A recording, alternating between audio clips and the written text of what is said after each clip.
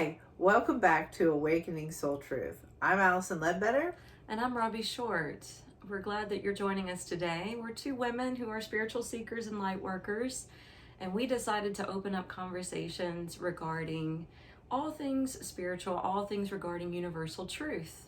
Our last episode concerned consciousness, and we want to continue that conversation, and it will continue to evolve throughout this program. It's very important, the aspects of consciousness that we are talking about, because we are interested in raising the vibration of humanity's consciousness, or assisting in the process of awakening. So in each person's heart and as a collective. Yes. So last time we shared with you about consciousness, it was just kind of an overall idea of what consciousness is and how it's heightened awareness.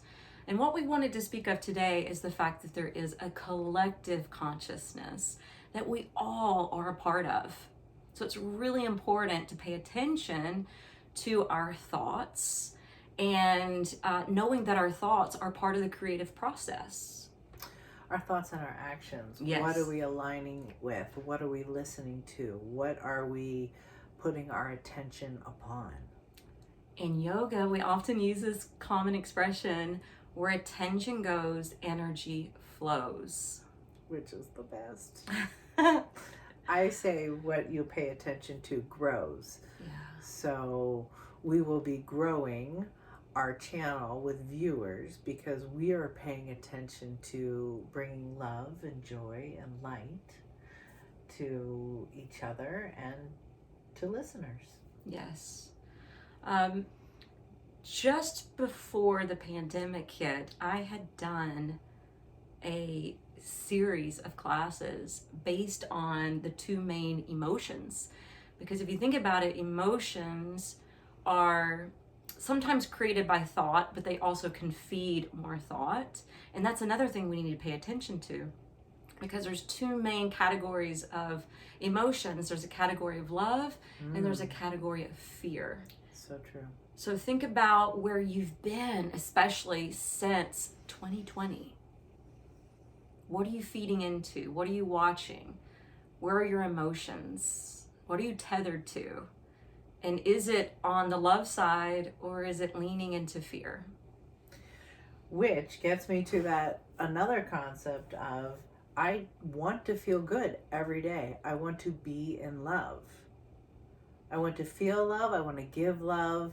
And so where there's negativity, it's that simple. I'm out.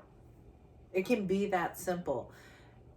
Yeah. If you break your choices down to, am I feeling love or am I feeling pain and fearful right now? Or when we look at fear, let's expand those emotions into, am I in a place of jealousy or rage?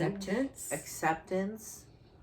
Am I experiencing a lack of value? All of those emotions that conjure up fear, we really need to be able to say, oh, I'm in a place of experiencing fear. Can I stop this? Can I redirect and align myself with love? Can I become conscious of the direction I want to take my mind? Absolutely. There was a different type of energy work that I was trained in. I can't remember if it was prior or following Reiki, but one of their big kind of statements that they used was, when in doubt, expand out. Oh, that's fun. Yeah. Expand to a bigger picture. Yeah, and there's another quote that I love to use in yoga, and I shared it with you.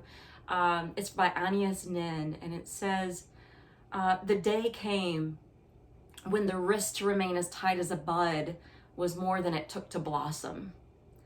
So I look at the bud as being a state of being like closed off. Contracted, small, limited.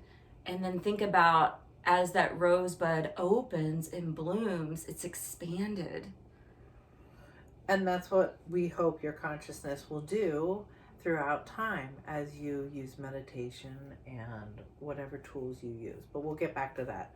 We want to also talk today about the bigger picture of consciousness and mass consciousness and the power behind a collective group coming together and adding their thoughts and intentions, energy to a belief system. Yeah, and before we get into that, I just want to say, have you ever walked into a space or an environment and you just felt, the heaviness or tension? And then you can go into other places where you just feel welcomed. And light and yes, love. Yes. Absolutely. Well, that is the collective consciousness in a room. Yes. What is that room producing? And Paramahansa Yogananda used to say, oh, big word, environment can be stronger than willpower. So, we have the chance to overcome that through our will. Absolutely. And intentions, but we can potentially put ourselves in environments and feel belittled a little bit. Mm-hmm. Yes. So consciousness and adding to mass consciousness is like stepping into a room of a thought. And when you think something, when you believe in something, you're actually adding to that consciousness. So if you have like a certain religious belief and you go to a certain church, that group is having a collective consciousness around that belief system. You can go... Literally, I see consciousness as rooms. Mm-hmm. I see them as different spaces because for me, thought has form. There's weight to it. And it's like walking into a room for me sometimes. So when I'm feeling, like you said, like a room, I can really sometimes see that and that collective consciousness being and forming energy in a different dimensional space. Mm. And a lot of scientists are beginning to experiment with that and talk about that publicly. So Joe Dispenza is one of them. Lynn McTaggart in the field, because she studied the 0 point field and the intention experiment. Greg Braden. These are just a few people saying, hey, there is a collective consciousness that actually forms reality. So the experiment you were reading about. Yes, I've talked about this before in my classes, but I'm so excited to share it with you because you may not have heard about it. But there was a quantum physicist, if I'm saying that correctly. He decided to join with Maharishi, who lives in the Netherlands, who's over the transcendental meditation. And they had actually done collective group studies with, I think it was the World Peace Group Project, I believe is the name of it. And they had done hundreds of studies and then went to him to see if they could do a collective study in Washington, D.C. And at first, Maharishi said, no, it's a cesspool of negativity and crime. He didn't want his people involved. But then the physicist, got his blessings, and there were thousands of people that came together in Washington, D.C. with the intention of meditating to specifically reduce crime. Now, I'm going to get my notes for a second because I want to share with you, when I looked this study up to review it, I just knew that it reduced crime, and it was in the summertime. So I think anybody that studies sociology or knows about crime escalates during the hot weather. So imagine how hot and humid DC is during the summer months. And that's where crime escalates. So not only did it reduce crime, it helped with media positivity. It helped to decrease hospital trauma. Accidental deaths decreased. The quality of life improved. And emergency psychiatric calls heavily decreased. And they not only did the study once, but I believe they did it 2 or 3 more times to prove that, yes, this had an impact upon the collective consciousness in this area. And the point of them choosing Washington, D.C. Mm-hmm. was because the United States, and specifically the United States government, plays a big role in world affairs. And their point in doing this was so that the leaders of DC could see that there was proof and evidence, because like we talked about in the last episode, so many people with a limiting mindset feel like they have to have the evidence for something to be considered true or valid, Right. or valuable. And these studies on prayer experiments are with many different groups that are studying the quantum physics. Yeah, there was a prayer group done, and I don't know if it was the same person you were talking about the other day when we were discussing this, but there was a specific prayer group that was done where they got strangers from a different country to pray for people they didn't know. Yes, and absolutely had an impact. And it had an amazing impact upon their health and healing. So science is actually taking a step and measuring what are the effects. So they're getting a baseline. They're then setting a group of people to do prayer or meditation or conscious set words saying we are reducing the violence in DC.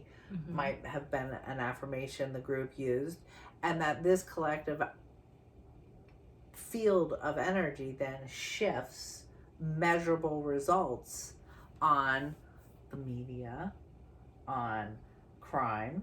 Mm-hmm. Yeah. There is actually a current experiment about to happen, which we think would be really important to share, and that is September 21st at 12 o'clock Central Time, 1 o'clock New York time. The experiment comes through a movie called The Field. The Field talks all about measuring the effects of consciousness on becoming increase in love and positive aspects of our human nature showing up. And that's International Day of Peace, by the way. September 21st, International Day of Peace. So what they're really trying to promote is more, well, we're always trying to promote inner peace with Right. meditation, but as group meditators, collectively, world peace. Yes. Because when you really step into the place of meditation and creating peace, their goal is to have that come together as a foundation and affect the world. Mm-hmm. So on September 21st at 12 o'clock Central Time, 1 o'clock New York time, please sit down and meditate. They're doing a film, and that'll be in our description below, and you can Yes. tap into it. It's a 90-minute experiment. So worth it, because we'd really like to see a shift in our consciousness. I think it's 90 minutes, but 19 minutes of meditation. Right. So if you can't do the whole program, you can at least set aside 19 minutes, right? Absolutely. Yeah, that's perfect. Yeah. Mm-hmm. So the other things about collective consciousness is that we need to become aware of what we're thinking about. At all times. At all times. What are you putting your attention on? Becoming conscious of behaviors maybe that are not like very favorable. Admittedly, I might sometimes be a yeller when I'm stressed out and trying to communicate with my children. I really notice an effect in my own life if I meditate that day. There's literally not yelling. That's great. If I miss meditation, I'm off my mark, and there are some ugly side effects that come out of my body. I have to share something really quickly Yes. due to something you just said. So, not that you have to practice yoga for any of this, but that's part of my experience. Mm-hmm. When we're practicing yoga, there's a state of focus and mindfulness that comes into play because you're having to pay attention to how you're aligning your body, whether or not you're keeping that open channel of breath, and maintaining the intention of why you're doing it. But I had a cousin who did a lot of hard labor. He owned a landscaping company. So you can imagine the hard labor, because he was out there with them doing all that work.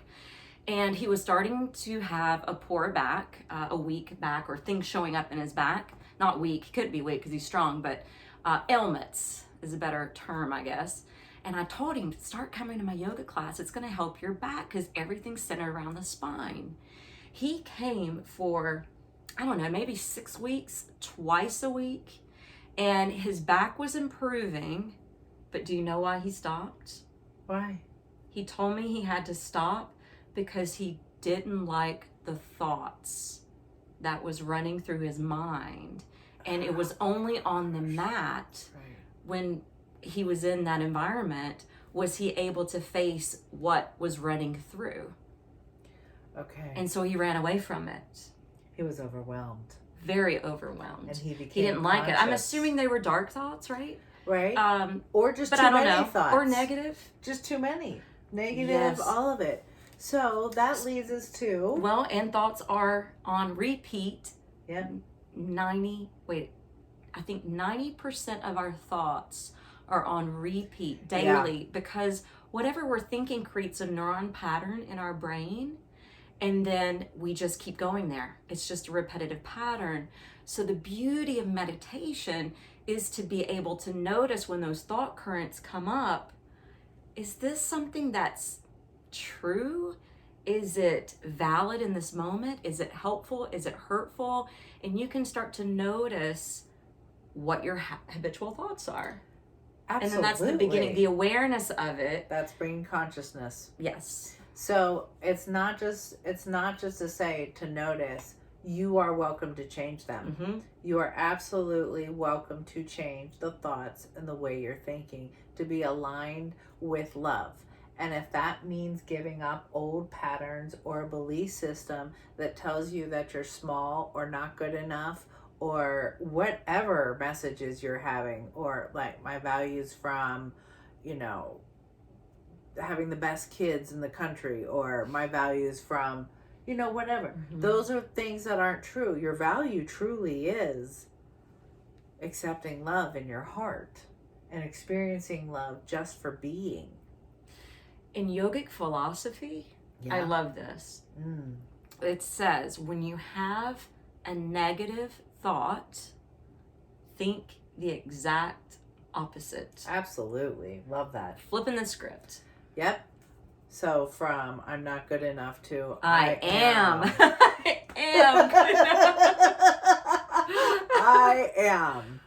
Which is the most powerful way to direct your consciousness. Mm-hmm. And even if you don't believe it at first, sometimes you have to practice.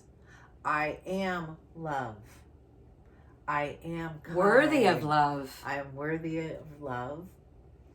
I am worthy of being here, creating. I am compassionate. Mm-hmm. I am wise. I am strong.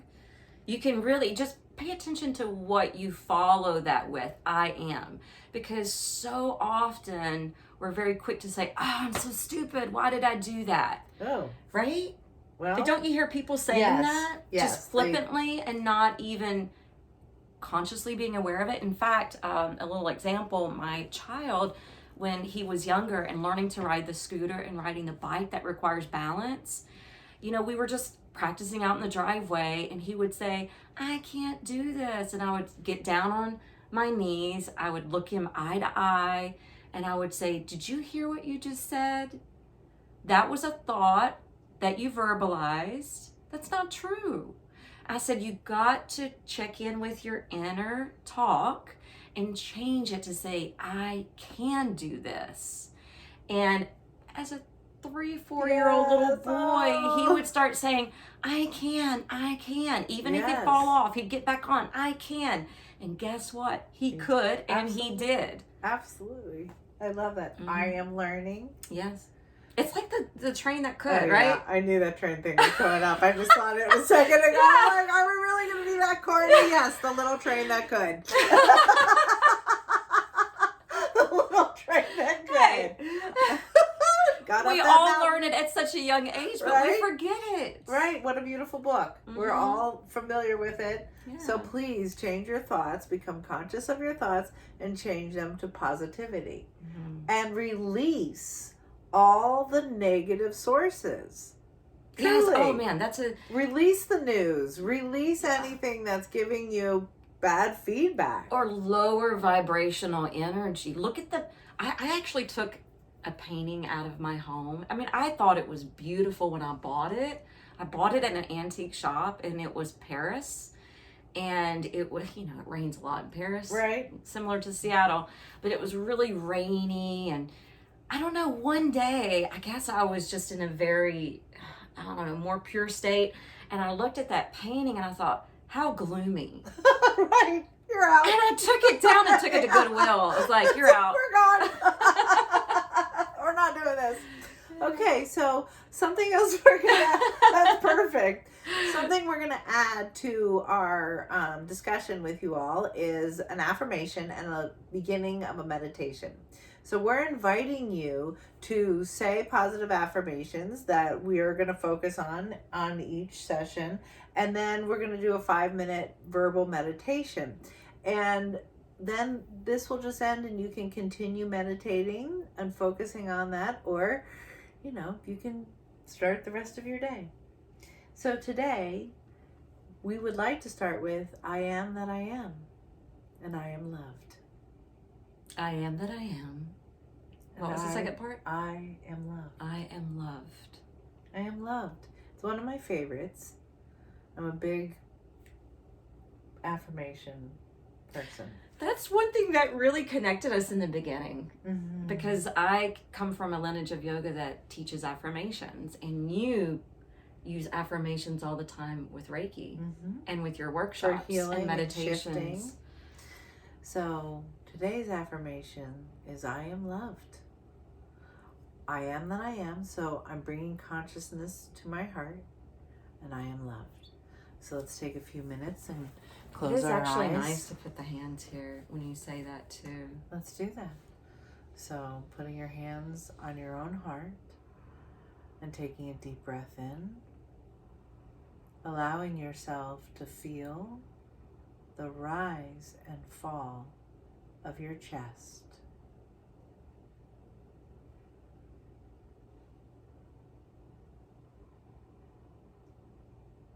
And with every exhale, allowing yourself to release any tension or stress from the day. I'm allowing myself to soften and release my work, my children, my to-do list. I am that I am. I am unifying all of my being back to my heart.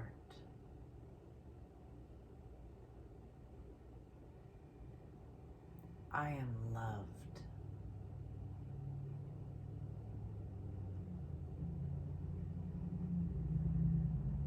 I'm bringing all of my energy back to my own essence. I am that I am.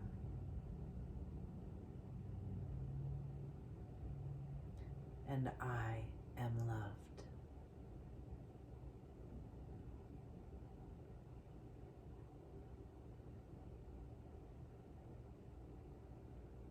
And continue to notice your breath and releasing any tension, softening.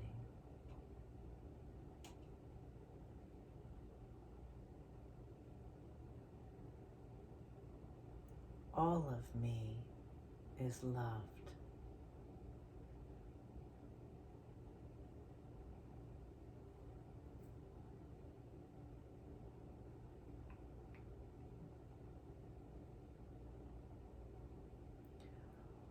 All of me is loved by the divine.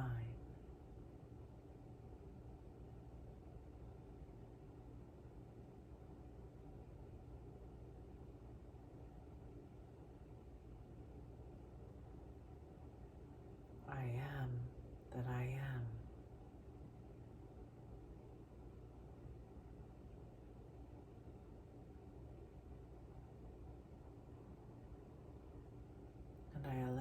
myself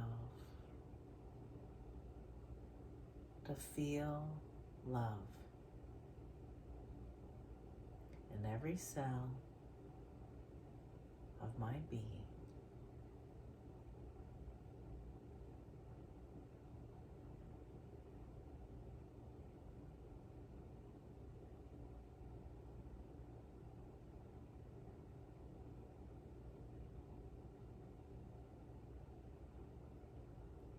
I am loved by the divine.